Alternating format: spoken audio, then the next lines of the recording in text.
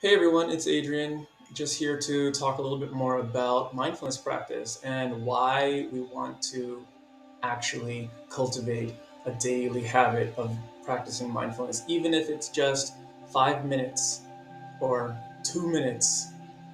Obviously, you want to practice a little bit more than that, but even that minimal amount with some consistency on a daily basis or some kind of semi regular basis is going to create some impact in our life.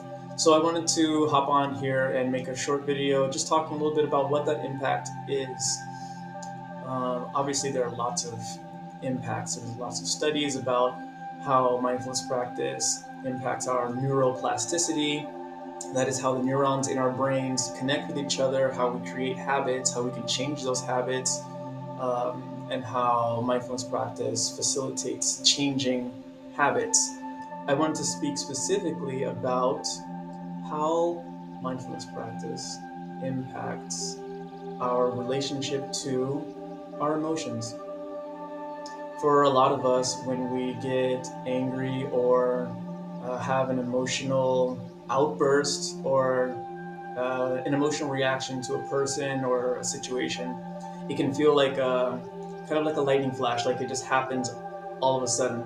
Maybe you feel like you're composed, then all of a sudden you see the person or the situation or something happens in the environment, and your nervous system reacts, and it feels like it takes over. And in that moment, there's no awareness of what's happening. Maybe we're not so aware of our body in that moment. Maybe we're not so aware of how the thought process is creating a story about what's happening. We're interpreting what's going on. We're solidifying a narrative about who we are in relation to that person or that situation. Um, and it's all happening without much awareness. So, doing mindfulness practice on a regular basis, even something as simple as being with your breath for 5 minutes on a regular basis, creates the habit, creates the predisposition of being aware of sensation in the body.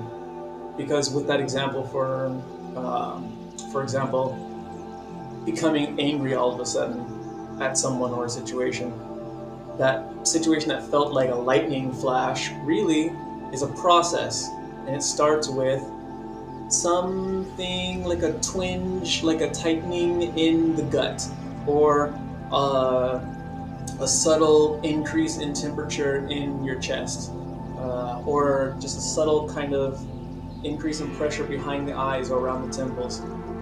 But those cues, those red flags, are not really available to us consciously if we're not practiced or predisposed to being aware of the sensations in our body.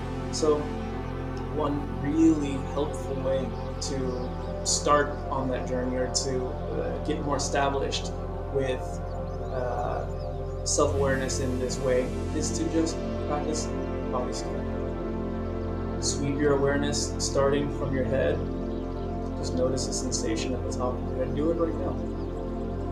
Notice the sensations that are there. Maybe there's tingling, maybe there's some temperature, some cold, some heat.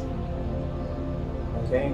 And sweeping your awareness over the face, noticing what sensations are there. To the neck, inside the throat, in the chest,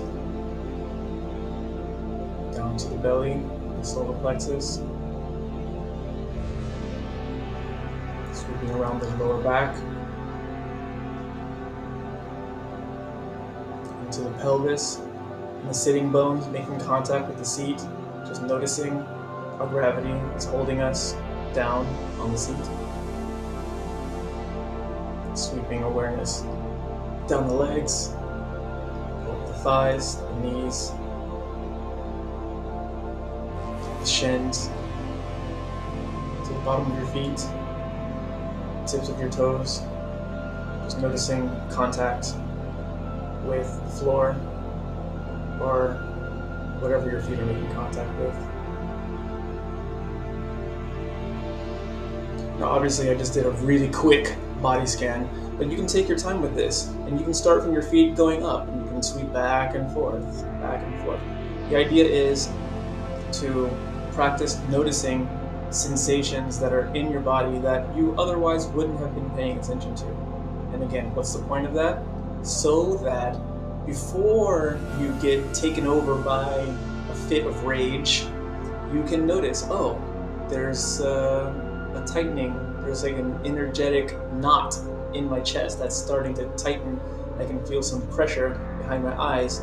Oh, I'm getting angry, or oh, I'm getting nervous, or hey, I'm starting to feel afraid, or whatever the emotional situation is.